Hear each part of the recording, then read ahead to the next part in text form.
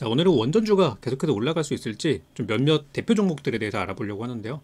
첫 번째로 뉴스케일 파워가 최근에 급락을 했었다가 금요일날 기준으로 좀 살아났어요.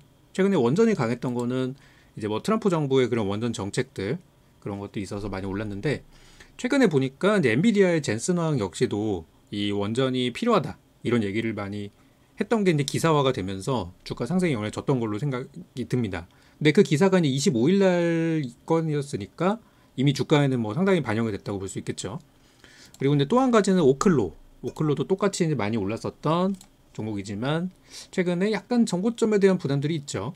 자, 그래서 이제 원전주를 저는 이제 볼 때 원전주가 좋다고 생각은 하지만 지금은 좀 쉬어갈 때라고 먼저 말씀을 드리고 싶어요.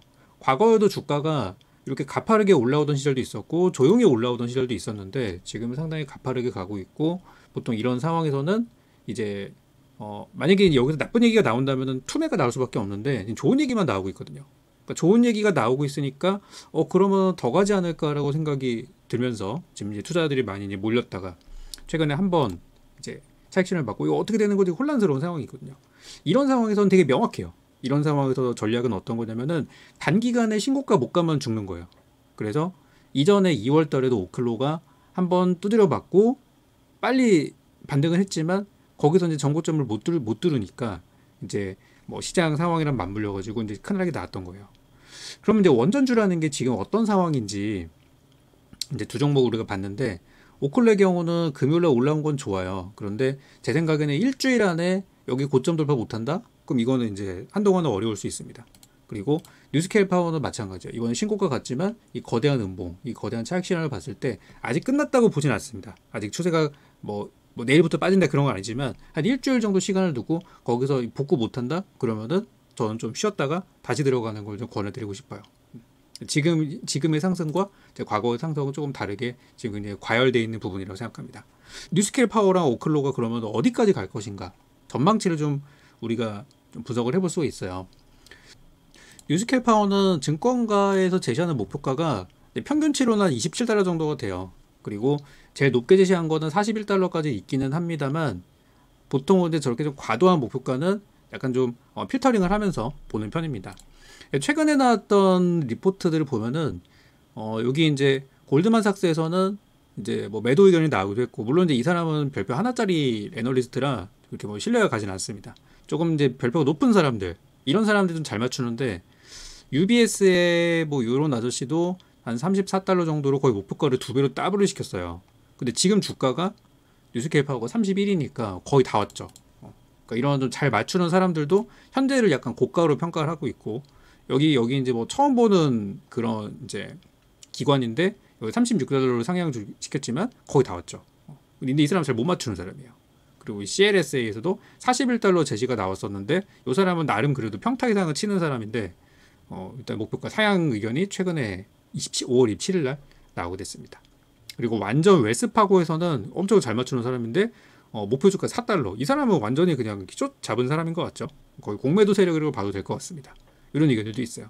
그래서 증권가 의견은 좋진 않아요, 별로. 대부분이 현재 좀 고평가라고 얘기를 하고 있는 그런 상황입니다. 이게 이제 뉴스케일 파워.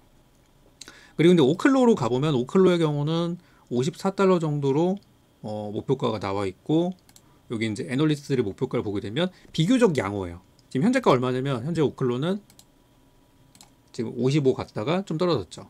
2월달 고점이 59달러 정도니까 이쪽에서도 나쁘진 않은데 대부분 좀 고평가라고 보는 편이에요. 여기 CLSA의 이 맥스 홉킨스라는 요 사람만 74로 크게 올렸습니다. 그러니까 원전에 대해서 되게 좋게 보는 사람인데, 이 사람은 여기 그 뉴스케일 파워도 똑같이 목표가를 제일 높은 가격을 제시했어요.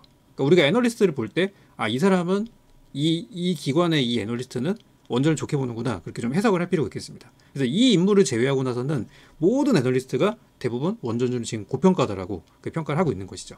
이게 우리나라도 영향을 줄 수 있어요. 그래서 우리나라 이제 원전의 그 전에 이제 여기 오클로랑 뉴스케일 파워 기업들 실적 좀 보려고 하는데, 실적 보시면은 그렇게 실적이 좋진 않아요. 대부분 이번에 뉴스케일 파워가 그나마 실적이 잘 나와서 얘는 그나마 실적이 괜찮거든요. 물론 여전히 적자예요. 적자긴 한데 뉴스케일 파워의 이번 실적은 이렇거든요. 지난 이제 5월 12일 날 나왔고 이제 8월 달에 다음 실적은 나올 예정인데 매출액이 매출액이 예상치를 훨씬 뛰어넘었어요. 400% 서프라이즈가 나왔어요. 주당 순이익은 뭐 적자이지만 그래도 생각보다는 잘 나왔고, 그래서 뉴스케일 파워가 그나마 좀 반응이 괜찮은 편이고, 오클로는 여전히 적자예요. 여전히 적자고 한동안 적자를 계속해서 이어갈 것으로 전망이 되면서, 뭐 사실 실적보다는 원전이라는 게 뭐 테마지만은 이런 내용들도 우리가 참고를 해볼 수가 있겠습니다. 이거는 오클로 실적이고요. 대부분 이제 좋지 않죠. 여전히 적자죠. 그래서 원전이라는 테마가 이제 어디서부터 올라왔나를 우리가 좀 과거를 살펴보면, 작년에 그 미 대선 때 그때 해리스 쪽이랑, 그러니까 바이든 쪽이랑 트럼프 쪽이랑 전부 다 원전을 민다는 게 있어서, 그래서 작년 미 대선 때부터 올라오기 시작했던 게 영향이 좀 있고, 작년 한 9월 10월 달쯤부터 그 빌 게이츠가 다시 원전에 관심을 갖고 막 발언했을 때 그런 것들이 테마의 시작이었다고 보거든요. 제 생각에는 많이 올랐고 지금도 쉴 때라고 생각합니다. 그렇지만 원전이라는 거에 대한 미래는 굉장히 명확하고, 주가는 오르락 내리락 하지만 원전이라는 미래는 저는 여전히 좋다고 보기 때문에, 원전에 투자하시는 분들은 지금 뭐 다음 주 안에 반응이 안 나온다면 차익 실현도 고려 한번 해보시고, 쉬었다가 다시 들어가는 걸 권해드리고 싶은데, 분명히 주가가 빠지면은 우리가 지금 생각했던 앞으로 뭐 5년 10년 뒤의 미래를 지금 생각하면서 투자를 하시지만, 주가 빠져버리면 그런 거 다 까먹거든요. 그래서 저는 나중에 주가가 한번 조정을 주거나 하면은 원전주를 다시 한번 공략해볼 그런 의향이 있습니다. 우리나라로 오게 되면은, 우리나라에서는 최근에 이제 원전주가 대표적인 원전주가 두산 에너빌리티가 잘 가고 있다가 좀 차익 실현을 맞고 있는 상태죠. 똑같아요. 상황은 다르지 않아요. 그렇지만 미국의 원전주가 꺾이면 우리나라 원전주도 좀 휘청할 수 있습니다. 현재 우리나라가 여기저기 지금 수출길이 많이 열리면서 잘 가고 있잖아요. 소식들 잘 나오고 있고 좋은 내용 많이 있어요. 그렇지만 일단 차익 실현이 이번에 거대한 차익 실현이 나왔다는 거를 여러분이 생각하셔야 돼요. 그래서 고점에서 이런 거대한 차익 실현 나오면은 한 가지만 생각하시면 돼요. 이거를 극복할 만한 매수세가 단기간에 안 나오면은 그냥 서서히 가라앉는 겁니다. 지금도 이제 그런 가능성이 있을 수 있죠. 그래서 두산 에너빌리티가 좋아요. 좋지만 이미 충분히 많이 올랐다고 저는 생각이 들어서 나중에 5만 원, 6만 원 갈 거라고 생각은 해요. 그렇지만 좀 눌렸다 가겠죠. 그래서 요즘 이제 떠오르는 원전주들이 있는데, 요즘에 이제 건설업종이 원전주로 많이 편입이 돼서 움직이고 있잖아요. 그죠? 그리고 철강주도 요즘 원전 얘기 많이 나오는데, 요게 이제 예전에 나왔던 기사긴 한데요. 요게 올해 1월 달에 나왔던 기사입니다. 올해 1월 달에 기사를 보시면은 이제 원전에 우리나라가 수혜주다라고 해가지고 이미 나왔어요. 1월 달에. 그러니까 이때 본 사람들은 수익이 많이 났겠지만, 이제 와서 와 이것도 원전이네 해서 들어가면 물릴 수 있다는 거죠. 어떤 내용이냐면, 빌 게이츠가 여기 이제 미국의 요 시골 동네, 여기는 일조량이 많이 없어서 이 원전이 들어가면 좋대요. 태양광이 좋지 않은 여기 와이오밍 주에 캐머러라는 동네에 있는데, 여기에서 이제 원전 사업을 빌 게이츠가 시작을 합니다. 그래서 빌 게이츠가 투자한 테라파워가 여기에 이제 삽을 이제 이미 떴어요. 이미 작년부터 이미 시작을 했고 이제 진행을 하는 중인데, 이미 중국에서는 2026년도에 원전, 그러니까 SMR이 가동할 수 있게 다 지금 이미 진행이 되고 있는데, 미국은 규제도 있고 뭐도 있고 하다 보니까 굉장히 이제 브레이크가 잡혀 있는 상황이에요. 그래서 트럼프가 이번에 이제 이거를 다시 또 푸시를 하고 있으니까, 이제 빌 게이츠의 테라파워가 어쨌든 가장 먼저 앞서 있는 상태이고, 최근에 뉴스케일 파워도 승인을 다시 받았죠. 큰 용량으로. 그래서 SMR은 이제 시작이에요. 그렇지만 실제 이게 성과를 내기까지는 좀 시간이 걸릴 수 있다는 게 문제가 될 수 있죠. 아무튼 SMR에 대해서 이런 이제 시장이 열렸다. 그런데 거기에서 우리나라 기업들, 두산 에너빌리티나 HD현대, DLENC 같은 기업들이 수혜가 될 수 있다. 이런 얘기들이 이미 1월 달에 나왔어요. 이미 지났다는 얘기예요. 이 호재는. 그래서 지금 보면은 뭐 그 DLENC만 보게 되면 주가가 이렇게 올랐지만 이미 뉴스는 1월 달에 나왔기 때문에 뭐 3만 원 이하에서 잡은 사람이 승자죠. 지금 5만 원까지 왔으니까. 그쵸? 이미 늦었어요. 그리고 여기 보면 다른 기업들도 있거든요. 보시면 어때요? HD 현대중공업도 그 원자로 용기를 공급하는 회사래요. 그리고 DLENC나 삼성물산, 현대건설 다 플랜트 사업해가지고 수혜라고 합니다. 현대건설 좋아요. 그쵸? 근데 1월 달에 이 기사를 보고 2만 원대 잡은 사람이 승자죠. 8만 원 갔다 왔어요. 물론 이거는 대체거래소라 약간 뻥치되긴 합니다만, 그렇게 계산해도 6만 원이에요. 이미 어느 정도 파동을 지나간 거죠. 이런 거는 저는 나중에 조금 사람들이 잊어버릴 때쯤 들어가면은 좋지 않겠나, 그런 말씀을 드리고 싶습니다. 그리고 뭐 그 정도. HD 현대중공업도 그런 내용이 있다. 많이 올랐어요, 그죠? 1월달에 얼마였습니까? 1월달에 30만원대, 지금 40만원대죠? 그런 상황이에요. 자, 그래서 이제 그럼 원전주의 끝났느냐? 제가 생각했을 때는 알려지지 않은 원전주로 갈 것 같아요. 그 중에 하나가 현대제철입니다. 현대제철은 철강주 아니에요? 맞아요, 철강주인데 현대제철이 왜 원전 쪽이냐면 현대제철이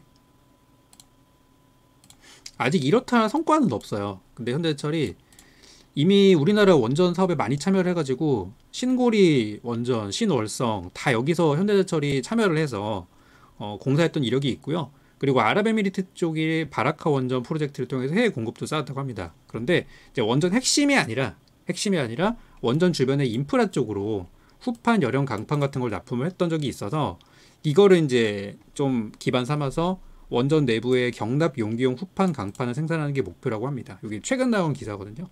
그래서 경납 용기는 방사능 물질이 밖으로 못 나가야 되기 때문에 고온과 압력을 견뎌내는 성질이 필요하고, 이걸 고신뢰도 강제라고 한다고 합니다. 그리고 이것은 미국 기계기술자협회 원자력 소재 공급사 품질 인증을 땄기 때문에 어쨌든 가능성이 있다는 거죠.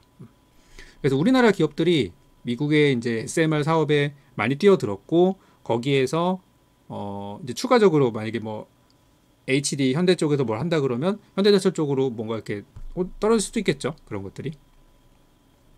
그래서 이런 현대제철도 현재 원전 사업에 지금 진출했다는 걸 말씀드리고요. 그 다음에 포스코홀딩스의 자회사인 포스코 ENC, 포스코 ENC는 비상장사입니다. 근데 포스코도 지금 철강인데 회사가 맛이 갔잖아요. 2차 전지 사업 요즘 잘 안 되고 있고, 뭐 요즘 반등하려고 하고 있지만, 그래서 자회사 포스코 ENC를 통해서 포스코 홀딩스도 원자력 사업 쪽에 지금 진출이 되어 있는 상황이라고 볼 수 있겠습니다. 이런 것도 저는 볼만한 이슈라고 생각이 듭니다. 물론 지금 주가는 별로지만. 그리고 마지막으로 제가 보는 종목이 세아베스틸인데 지금 주가가 굉장히 좋습니다. 세아베스틸이 왜 이렇게 좋아요? 세아베스틸도 철강 쪽이에요. 그런데 세아베스틸은 재료가 있어요. 이 회사가 이제 첫 번째로 올라갔던 거는 최근에 그 지주사 홀딩스가 이제 주가 요즘 많이 올라가고 있잖아요. 트렌드 테마가 돼가지고 그것이 하나가 있고, 두 번째로는 이 세아베스틸 쪽에 최근에 이제 리포트가 나와가지고 이 회사의 이제 미국 진출, 그리고 이제 목표가 상향, 이런 리포트가 좀 있었는데 내용을 보면 이렇습니다. 보시면은 2분기 실적이 되게 좋아질 거래요. 그리고 지금 여기 보시면은 미국 내 특수 합금 공장이 내년에 완공 예정인데, 이것이 어디로 가게 되냐면 우주항공 업체들한테 들어간대요. 이 세아베스틸에서 만든 그 미국 공장에서 생산되는 그 물량들이 우주항공으로 갈 예정인데, 우주항공기나 이런 데 들어가는 그 물건들은 일반 탄소광 대비 가격이 10배 이상 비싼 물량들이 들어가기 때문에 이게 이제 재료가 된다는 거죠. 그리고 또 하나는 원전인데요. 향후 몇 년 이내에 이 사용 후 핵 연료 저장 장치 사업도 본격적으로 수주가 될 거라고 생각을 하는데요. 이게 이제 실제 우리나라에서 이 캐스크라고 하는 이 분야에서 실제 매출을 갖고 있는 회사가 얼마 없어요. 이 세아베스틸이 우리나라에서 현재 유일하게 미국 원자력 규제 위원회인 NRC 인증을 받은 게 세아베스틸이 유일하고요. 그리고 우리나라 최대 원자력 기자재 전문 공장도 갖고 있고, 거기다가 이 수출을 미국에 처음으로 이 캐스크 사용 후 핵연료 저장 장치를 수출한 게 우리나라에서 최초로 세아베스틸이 무려 2019년도에 수출한 이력이 있어요. 그래서 기존에 이제 원전 사업자들한테 거래했던 것들이 있어서 앞으로 해서 SMR에는 어떻게 적용이 될지는 모르겠어요. 왜냐면 기존 원전이기 때문에. 어쨌든 가능성은 있는 거죠. 그래서 이런 회사들이 새로운 원전주로 떠오르고 있다.